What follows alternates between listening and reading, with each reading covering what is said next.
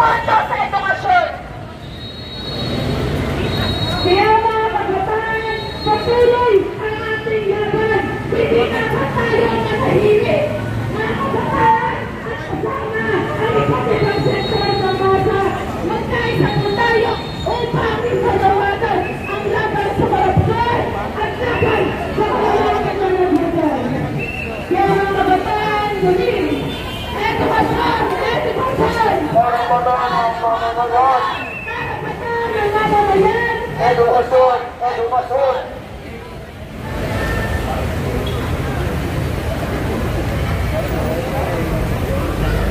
Bakit ang susunod naman sa pagpapagsalita mula sa Tapson University, si Angelito Iloso.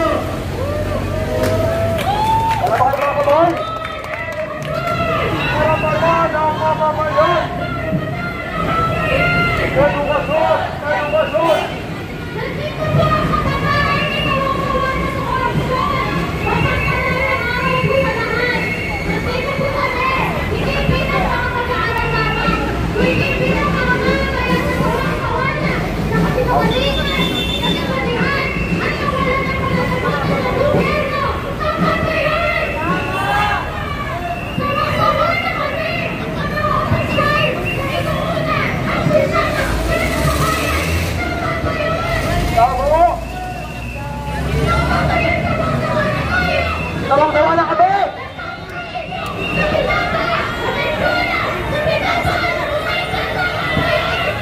Tama! Tawang-tawa na tayo, guys!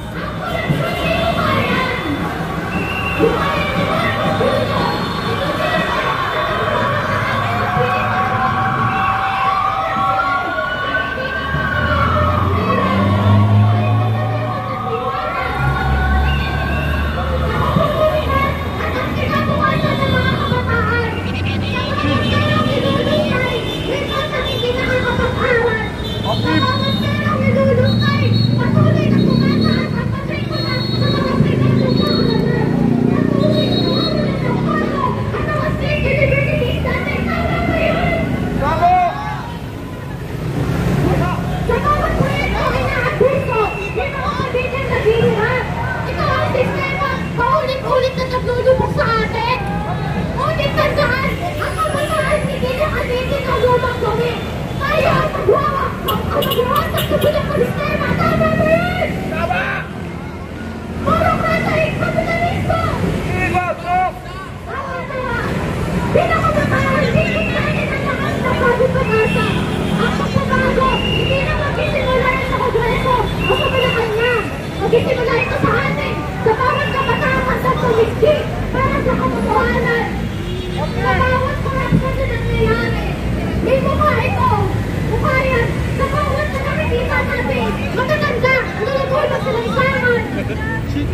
Sa bawat batang nagkakasalan. Ang hirang pumila sa PGH. Ako po si Kunoista. Si Kunoista. Pangarap ko po maging si Kunoista. Kitang-kita ko po na ang hirap pumasok sa NCMH. Diyos ko, nakakasira ng mental health! Tama ba yun? Diba? Ang hirap mo bila sa PGH! Ang hirap mo bila sa NCMH! Hindi na accessible ang mga... Hindi na accessible ang healthcare system! Sawang-sawa na kami sa ganitong pagdulusay ng pera sa bayan! Kaya ang panawagan namin, servisyo sa tao! Huwag gawing negosyo! Huwag gawing negosyo! Servisyo sa tao! Alright. Servisyo sa tao! Huwag gawing negosyo! Huwag gawing negosyo! Servisyo sa tao! Sabay-sabay tayong matinay sa ba? Servisyo sa tao! Huwag gawing negosyo! Servisyo sa tao! Sino dito? Biktima ng korupsyon! Mag-roll nga tayo saglit! Sino dito mula sa PLU magbigay?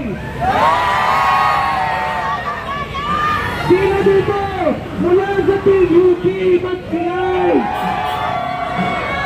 Sino dito? Mula sa Adamson, magtingay. Sino dito mula sa UPM? Magtingay. Di narinig eh. O sige, para sa susunod naman na tagapagsalita mula sa PNU si Janine.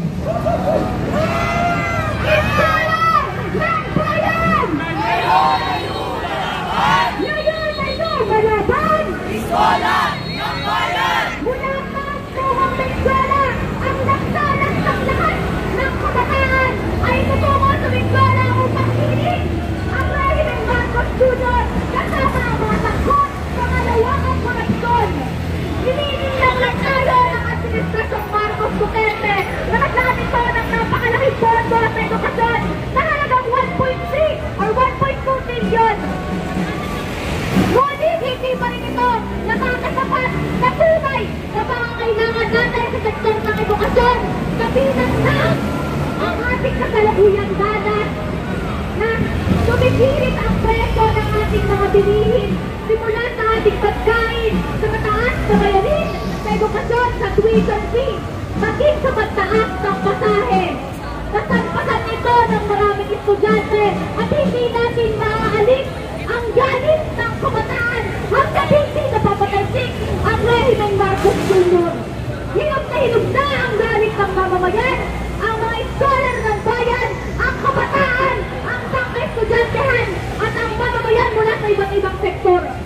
Kaya ang panawagan ng kabataan kasama ang napakalakas na ating pinig, dadalhin natin ito sa Venezuela, pangatawan, sigaw! Sigaw! Ang panawagang serbisyo sa tao! Huwag gawing negosyo! Huwag gawing negosyo! Serbisyo sa tao!